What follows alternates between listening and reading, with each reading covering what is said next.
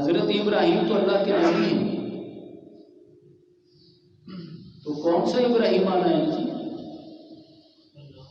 ہمارے آقا نے فرمایا لا نبی بعدی، میرے بعد کوئی نبی نہیں، انا خاتم النبیین،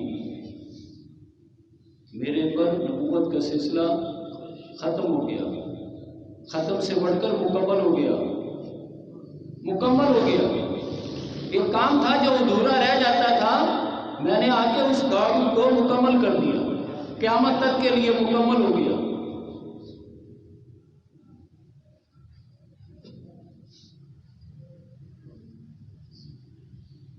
کون سا ابراہیم آئے گا؟ یاد رکھیں انبیاء رسولوں کا آنا بند ہو گیا، لیکن ہمارے آقا صلی اللہ علیہ وسلم نے حجۃ الوداع کے موقع پر فرمایا الا هل بلغ، کیا میں نے تمہیں اللہ کا پیغام پہنچا دیا؟ 1.25 لاکھ کا اجتماع تھا، صحابہ کرام کا ٹھاٹھے مارتا ہوا سمندر بیک زبان پکار اٹھا نشہد انک قد بلغت وادیت ونصحت، یا رسول اللہ صلی اللہ علیہ وسلم، آپ نے نہ صرف اللہ کا پیغام ہم تک پہنچایا بلکہ پہنچانے کا حق ادا کر دیا۔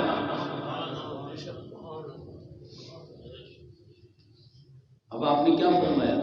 فَلْيُبَلِّغْ شَاهِدُ الْغَائِبِ، اب پہنچائے وہ جو یہاں ہے انہیں جو یہاں نہیں ہے، پہنچائے جو یہاں ہے انہیں جو یہاں نہیں ہے۔ فَلْيُبَلِّغْ شَاهِدُ الْغَائِبِ، یہ قیامت تک کے لیے ایک آپ نے آرڈر جاری کر دیا۔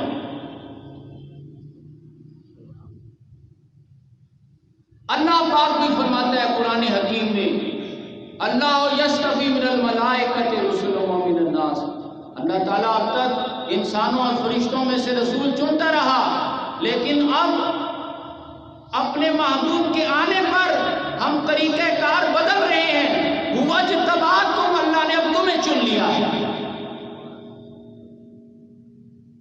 اب حیثیت امت کے، امت مسلمہ کے، اللہ نے یہ ڈیوٹی ہم میں سے ہر شخص کی ڈیوٹی وہی لگا دی ہے جو پہلے انبیاء کی ہوتی تھی۔